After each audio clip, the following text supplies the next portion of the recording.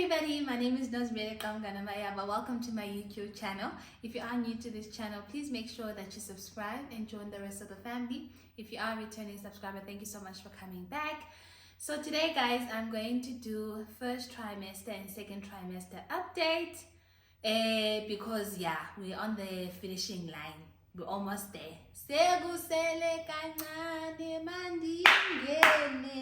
Yes, a song in my heart. Endumi sweni yo yo yo yo. Anyway, so let me start from the beginning. So we found out that we were pregnant after doing a home pregnancy test. So I've been suspecting that something is a bit off for about a week after we came back from our Mauritius holiday in October. I was feeling tired. My eating patterns were not really normal, right? One day it will be like I'll be eating normal, and the following day I don't want food. Yeah, there was just, you know, when you're just feeling off and you can't explain. I had headaches, I was tired all the time. Then I was like, school, please, can you go and buy a pregnancy test? Or actually, when you're coming back from work, because I was working from home that day, please bring a pregnancy test. So it came out positive after, you know, we tested. But at that time, I think it was around about like 6 or 7 in the evening, right?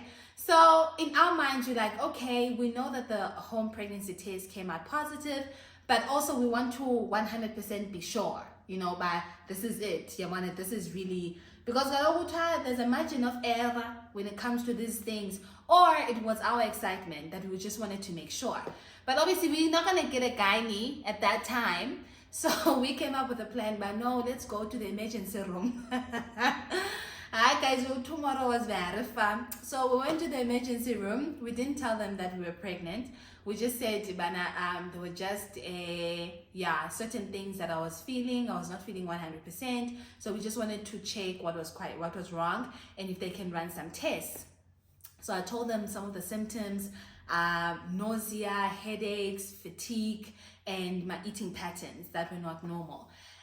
So one of the things that they asked me was, am I pregnant? Or do I suspect, or when last did I have my period? No, they didn't ask if I was pregnant. They said, when last did I have my period?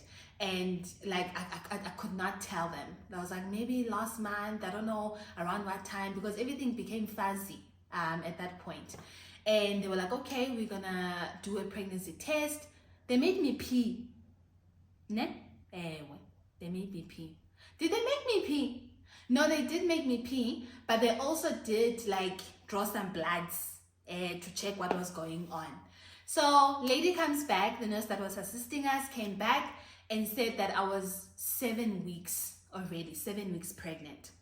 Okay, I want to confirm once they do like a urine test at the hospital, and then they confirm also with the blood test and all of those things. Then they gave us like a prescription just to help with the nausea, because obviously they said, that's what's affecting me, the pregnancy and all of that. And so the following day, or was it a day or 2 days later? No, it was the following day.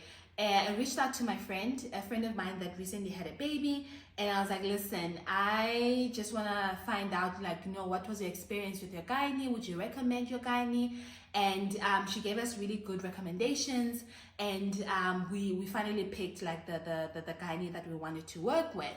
So made contact, and then the gynae was like, okay, since they said you're about 7 weeks pregnant, rather let's wait another week before you come in, because that sort of gives us like a good, you know, picture of where you are. So we waited for about a week before we went to see our gynae. Then on the 8th week, made an appointment, went to see the gynae. That was the first time we saw something that looked like a jelly bean in my stomach. Actually, it was smaller than a jelly bean. I don't even know, it was like a dot. Okay, but the gynae confirmed that I was indeed pregnant. But the gynae said I was not 8 weeks, I was actually 6 weeks. 6 weeks pregnant. I remember 6 weeks and 1 day. was very specific. 6 weeks and 1 day. And then that's when they started now, giving us all the material that we need. One of the things that they gave us was this pamphlet to explain the different stages. This is where you are, this is where you're going. At this stage, let's say 28 weeks or 26 weeks or 33 weeks, this is what's going to happen to the baby. This is when you're going to know the sex of the baby and all of those things. And then they also help us in terms of what to eat, how to manage all the, the symptoms, the side effects. The one thing that I was struggling with, once again, it was the headaches, the fatigue, the nausea, and my eating patterns. I was really, really struggling with the eating. Guys, the first trimester was very hard. Son, it was very hard, okay? First trimester, because also you kind of want to be at your best. You still want to perform at the best of your ability, but you feel like your body is failing you, right? So I still needed to go to work. I told my boss immediately, that I was expecting, which was also another thing, because at that time I had not even finished off unyaka. I had not even finished 1 year at my workplace. So that was another thing I was quite worried about, in terms of, hey sana kuzothiwani emsebenzini, kodwa mina ndazithanda izimanga. I could not even wait 1 year, just 1 year before I get pregnant. But I don't want to lie, the workplace that I was in was very supportive. Listen, it's not a big deal, honestly. We've had colleagues before that they're already pregnant. Within a month or so, they go to maternity leave and all of those things. So at least, that made me feel better. Because I don't want to lie, that really threw me off, man. I don't know how I'm going to explain this at work. And yes, man, work politics, you never know. But they were very gracious and have been very supportive. But I struggled with just performing at my best during my first trimester. I remember there were times where, guys, I would get so sick in the morning that when Square and I are driving to work, because we don't work far from each other, so we usually drive together, I would sleep, not even by now I'm just lying down. No, deep sleep from our place up until I get at work. Usko would have to wake me up and listen, we're at the parking lot, you need to go to work. That's when I'm like, oh, okay, cool. Because it was just too much. I called my friends. I was like, what helps with nausea? I remember there was another friend, actually this was confirmed by the sister that is helping us at the doctor's office, that he slap chips, like potato chips with lots of vinegar, and a lemon twist does actually help with nausea. Do not hold me to this, and please ask your doctor, and or whatever works. It varies from one person to the next, but I found that's what helped me. And what helped me is just trying and forcing myself to eat. Just trying and forcing myself to eat, because if I don't eat, I could see by now my energy levels will also go down. Yeah. Now at about 8 weeks, 9 weeks, at most 10 weeks, it was definitely below 10 weeks. I'm sitting at home, I think it was a weekend if I'm not mistaken. Then I'm going to the bathroom and I see some spots like igazi, blood. Yeah, one spots on the toilet seat, and also with tissue, like on the toilet paper. Obviously, it's not rocket science. I mean, I've read a couple of articles, and also the nurse and the gynae told me what to watch out for. Blood is never good when you are pregnant, okay? It doesn't matter how small or large or whatever quantity, blood is just not good, especially when you're on your first trimester. A first trimester is really difficult. That's why a lot of people actually do not, tell others that they're pregnant, because the risk of a miscarriage within a first trimester is really, really high.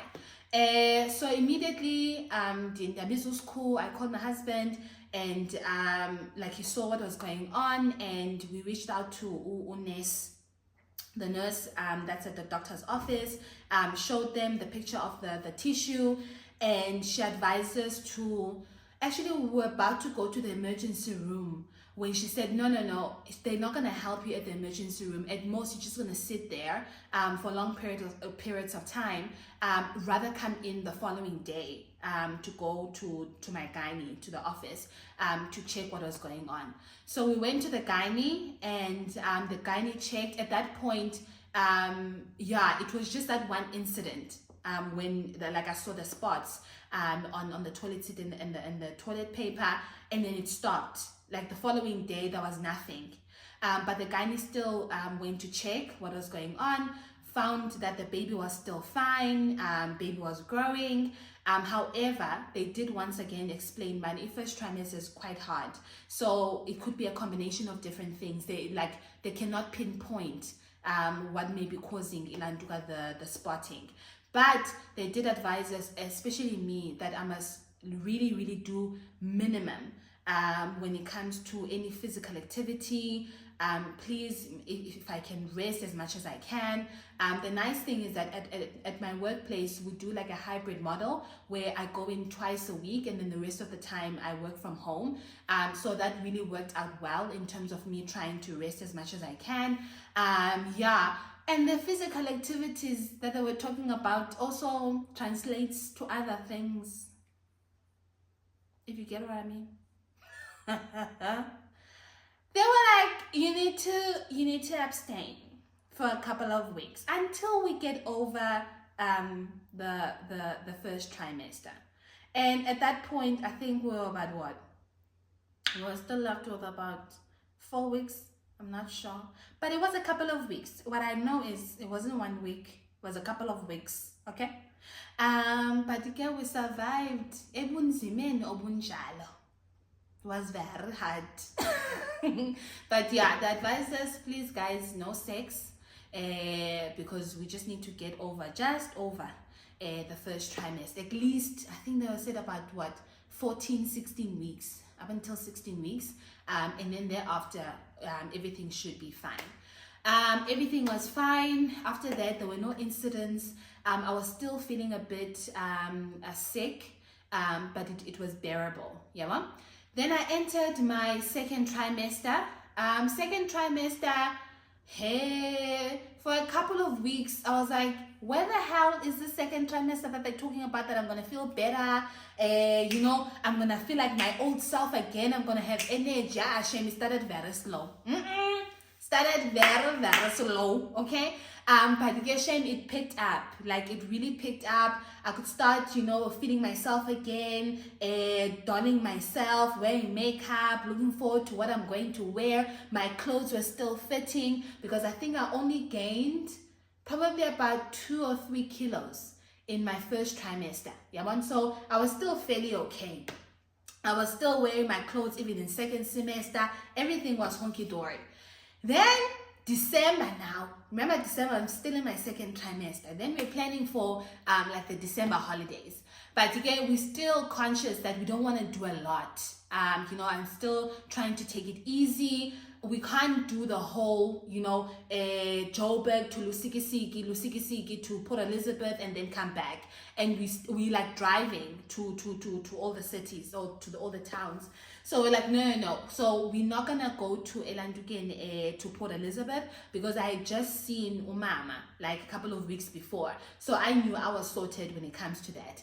Then we were only focusing on Elusikisiki, because we had only seen them, I think it was in May or June, when we went to see how far they are with the renovations or the house. So it was quite important for us to go there. It was the week of Christmas, because I remember Christmas was over the weekend. It was Monday or Tuesday. We're getting ready, trying to sort out our travels, what are we gonna bring, and all of those things. Yeah, last minute preparations. We're actually gonna leave on Thursday. I'm downstairs. I'm watching TV. I remember I was watching what's that thing? One of the series that usually comes in December of a girl. Oh, Emily in Paris. I was watching Emily in Paris. I remember watching Emily in Paris. Usko was upstairs, sorting out his wardrobe. That's it. It was like one of those random like days. At home. watching a series, watching a TV, relaxing on my couch, and then I could feel like something is just happening, Yamon, down there. But I'm thinking to myself, oh, I need to go and pee. But then, why does it feel like it's already coming out? And then, because usually I have a good bladder, for goodness sake, and when I can hold it. So why does it feel like the urine is coming out, the pee is coming out? And then, just as I'm like, okay, let me find out what's going on. No, Kelly, it's blood. It's not even spotting. It's like full-on blood that's coming out, of my VJJ. And literally down my thighs. I'm already freaking out. The spotting is one thing. Yeah, it was scary. But then, no. Full-on blood, guys, it's another different thing. So I quickly went to the bathroom. No, guys, it's like toilet paper, like with blood, okay? Even the toilet seat, you can see upper toilet seat. Called school immediately. School, they are bleed. And I could hear him running down the stairs. I showed him the toilet paper. Hey guys, the things we show our husbands. Can I just pause? Okay, please tell me in the comment section, because some people feel like I'm crazy. I'm like, guys, I show school everything, and then if there's some changes on my body, and then that I feel there's no one else in this house. Even if there was anyone else in this house, who else I'm going to feel comfortable in showing that to? If it's the pals, he must please check what is going on. If I have an infection down there, school must check, must be my gynae, because before I go to the gynae, I must explain what is happening there. Yeah, God. So people feel like I am being weird about that. I'm not being weird, and it's vice versa. I remember this one time he injured himself. He injured himself. He was doing a bicycle, and then he thought he injured himself or anything like that. So I was the one who checked. Like, that's how marriage is supposed to work, okay? So I showed school the blood, and immediately we got into the car. We were not even calling Ulantuka or the gynae's office. We went straight to their offices, and we went in. Gynae was checking like what was going on, what could be the cause. At that point in time, I'm crying my lungs out, okay? School is also very emotional. Don't let school fool you, okay? It's very emotional. We both crying in that consultation room because we don't know what is going on. And I'm like, Lord, you can't do this to me. You cannot do this to me. This baby is fine.